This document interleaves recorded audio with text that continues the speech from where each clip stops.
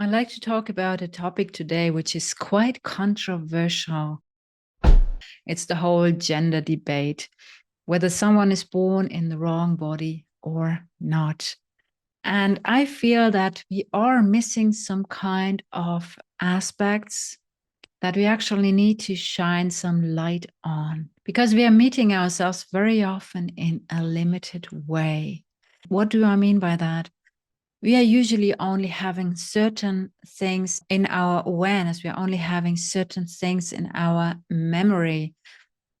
But very subtle messages we received might not be present at all, but they have had an influence on the way how we perceive ourselves.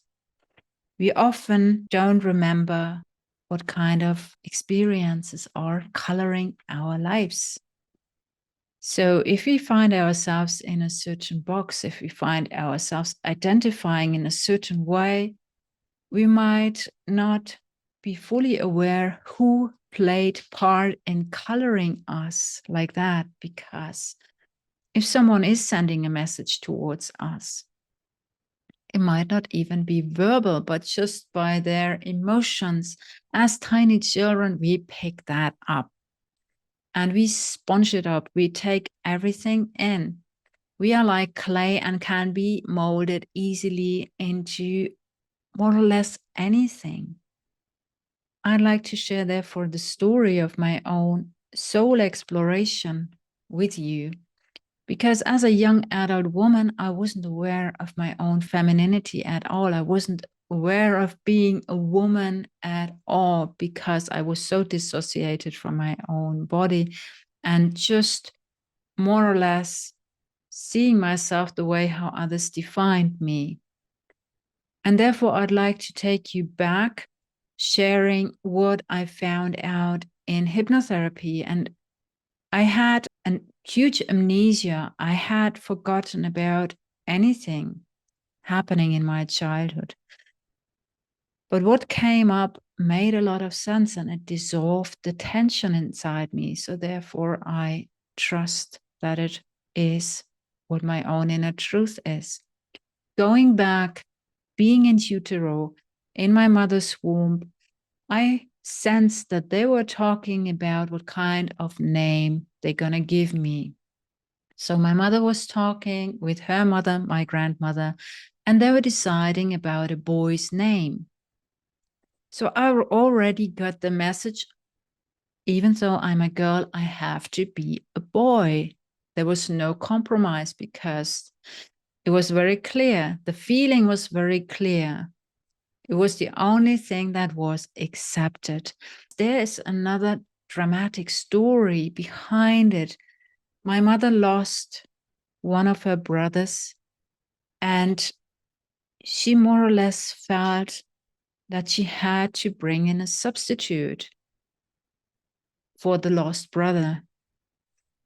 So when I was born and my grandmother saw me for the very first time, I clearly felt the rejection, and she also verbalized it. Because she also wanted me to be a boy. She wanted me to be the substitute for her lost son. Then, becoming a bit older, I was starting to play with my sister, but she had her toys and I wanted them as well. So when there was competition, there were fights going on, and it ended up that I was scolded for it many times and was pushed away. And therefore, I got the impression, okay, girls' games are not for me.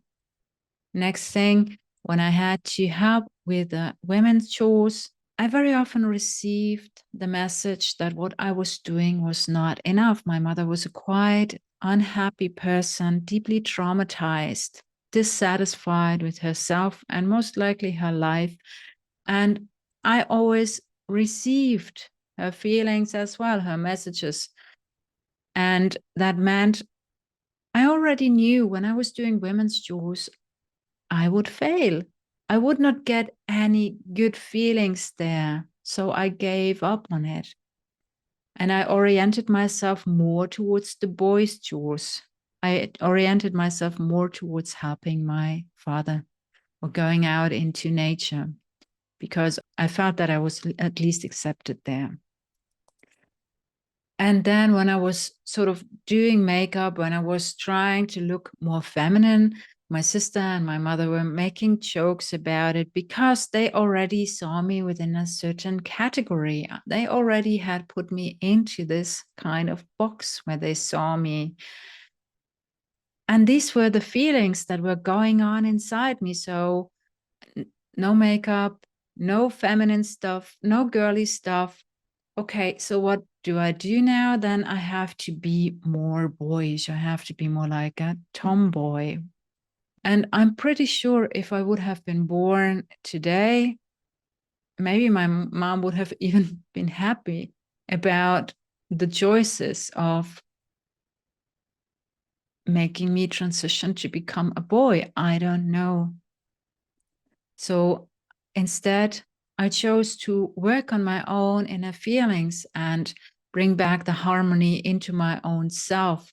And now I'm feeling very aligned. And what this teaches me is we are very fixated on seeing us in certain categories. And even if it's just, I'm a woman, I'm a man, but you know that what's going on inside, what we are feeling inside,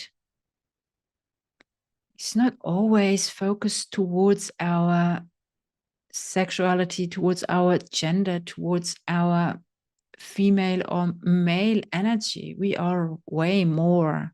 We are not only defined by that. And we don't need to put ourselves in these kind of categories if we don't feel at home there. So that's just my take on it. Just a little story. I thought it's quite good to bring some awareness to these different layers because kids nowadays, they already learn these kind of categories at school. And I find it a bit challenging because they do sponge it up. They take it in and they wonder about what they should be like, how they should fit into society or within their surrounding, how they want to fit into their family lives and what kind of roles they are playing there. Leave your comments down below. I'm curious to read them. So take good care and looking forward to seeing you next time. Goodbye for now.